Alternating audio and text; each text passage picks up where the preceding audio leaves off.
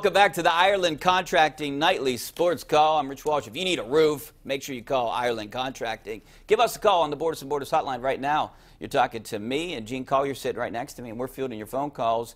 I told you, give me a call about Kevin Stallings. Do you keep him or do you fire him, and when do you do it?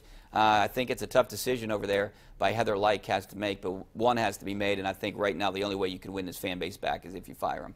All right, let's go out to the phone lines. We got Lenny out in Punxsutawney. How you doing, Lenny? Pretty good. How's yourself, Rich, and everybody? Good, good. Thanks for calling. Hey, my question here is, I know everybody's talking about Gene Stallings and all that there. I think it starts with, what's her name, Heather? Yeah. That's who has to go before you do anything. She made a bad hire. She didn't hire him. She didn't hire him. Well, it's an extension. She didn't hire Stallings. Okay. Well, I bet she had a lot to do with it. No, that was Barnes. That was the other guy. Okay. And thanks for the call. I appreciate it, Lenny. But, Gene, I think that's part of the problem with Pitt. I mean, so much turnover. They can't get any consistency at all. One AD after another. Oh, yeah. I mean, and coach. In that regard. But, I mean, the only turnover here was Jamie got forced out, which was a terrible mistake. And we said all along that would be a terrible mistake, and it is a terrible mistake. And there'll be years making up for it. And, you know, obviously this is just a hypothetical question, but what would you think Jamie would do with this team? I mean, he'd have a couple wins. He wouldn't be in a situation where he has all these freshmen. You're right about that. Yeah, things would be very different. They'd be much like when Jamie Dixon was here. Yeah, but what I'm trying to get to is if you keep losing by 25, 30 points, don't you just throw everything out and just start over and try to figure out a way how to win? Those are the conversations that have to be going on at Pitt right now. But, I mean, to blame Heather Lyke for this, I mean, geez, she just got here. Yeah, really. It's not her fault. No. But I just hate hearing trust the process, trust the process. I mean, they've just gotten worse. Right. So I don't even you can't trust. They can't get better recruits by going 0-19 in the conference or whatever it is. And if they bring a recruit to a game and there's 500 people there against Louisville, what does that say? Right. All right, back out to the phone lines. Let's go out to Jerry in Hempfield. How you doing, Jerry? Hey, Rich, I'm going to say something, and probably you and Gene's not going to agree with this. But okay. Pitt, this is really disgusting, even last year to this year.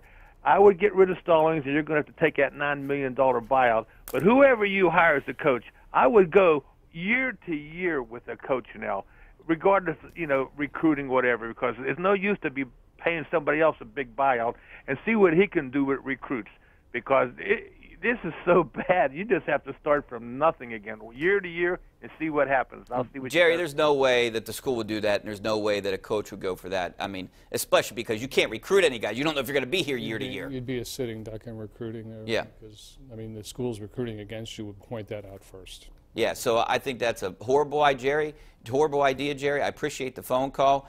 We like the ideas, but I don't like that one. Yeah, we don't like that one. I don't know what they're going to do. Let's go out to Jim, and I don't know where you're from, Jim. Nottingham. Nottingham, all right. You know, if someone asked me if I would take a great coach or good players, I'd take the good players every time. You can put Mike Krzyzewski and Roy Williams on that bench along with Stallings, and you would not see any better results. Let's give the guy a chance. You know, he had to start fresh this year. And I think, let's take a look and see how he recruits before we make a decision on him. He has a great product to sell, the ACC. What kid wouldn't want to play Duke, Notre Dame, North Carolina? I mean, God, he should be able to get some. Yeah, obviously, Jim, the Pitt isn't getting those kids. And, like I said before, we knew it wasn't going to be good. We're preparing for a bad season.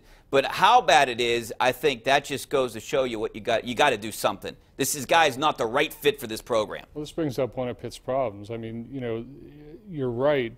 Who wouldn't want to play against Duke and North Carolina and Louisville? But unfortunately, the answer is the kids who would want to play for Duke and North Carolina and Louisville, and they don't want to play for Pitt. That's Pitt's predicament.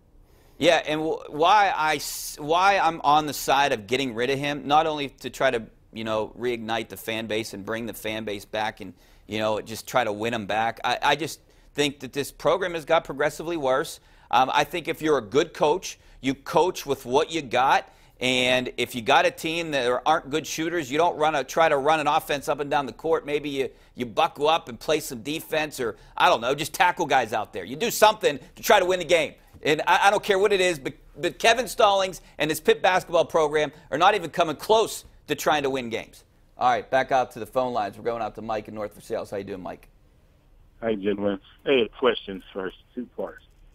Do you think Pitt will win 10 games this year? And when's the last time they have not won double digits? And I think as far as the program, Pitt has a few players from Europe and Canada, so those guys didn't get the chance to play against the AAU high school style ball they have nowadays. I think that's the disadvantage of Pitt. It's going to take a few years, a couple years.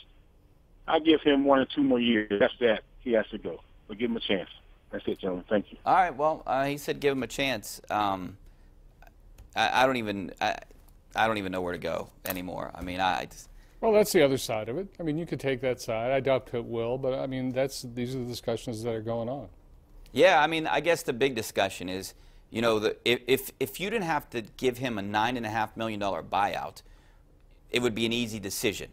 But the fact that they got to pay him nearly $10 million to get rid of him. Right. If you didn't have to pay him, he wouldn't be there right now. Yeah, so I think I'm all for giving the guy another chance, but it doesn't look like he wants to be here. It doesn't look like these players want to play for him. It doesn't look like he can coach to win a game.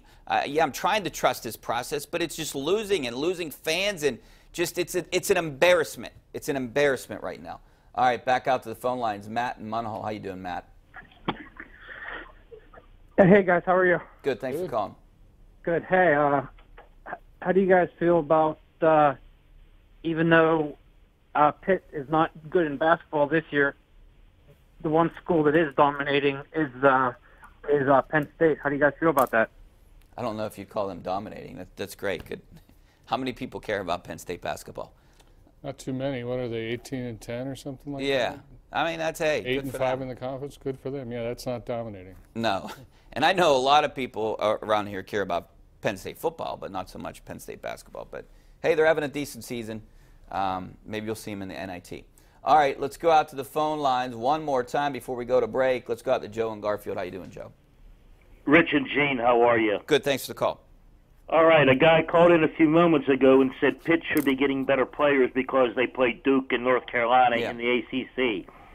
Kids that choose colleges to play ball, they do not care who they're tipping off against. They have dreams and aspirations of playing in the NBA. Pitt is not a basketball factory. It never has been. It's never littered the NBA with players. They will never get those type of recruits. What do you think about that? I mean, I think they got those guys at one time, or could get 1 or 2 of those guys, Gene. I mean, you're in a city. You have a nice facility. You had a historic basketball program at one point. You should be able to get one guy, right?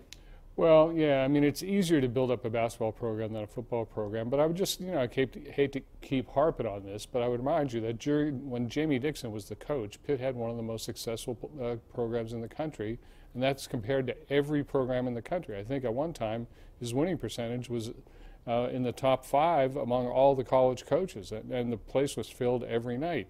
So can Pitt do it? Yes, absolutely they can do it. Can they recruit NBA-type players? I don't know if that's what they're even trying to do, but they certainly can compete at a high level in college basketball. They've done it before. Gene, I hate when people bring up, and there's a lot of people in this camp, and I hate when they bring up the fact that they go from the Big East to the ACC. The Panthers won in the Big East, and the Big East might have arguably been just as good, if not better, than the ACC in basketball. I understand that they play a different style, but if you can win the Big East, why can't you win in the ACC? I understand maybe some players don't want to play those. There's going to be a certain amount of transition in terms of the way, the style of the game and that kind of stuff. But, if Pitt had, its continuation of coaching and solid recruiting, they'd be making progress in the ACC. And now I'm not saying they were going to win the ACC in a matter of 2 or 3 years against Duke and North Carolina and whoever else happens to be good at the time, Louisville, for example. But they were capable of competing until they made this mistake. All right, well, we got to take a break. Back with more of your phone calls, some of your tweets coming up next. Stay right there.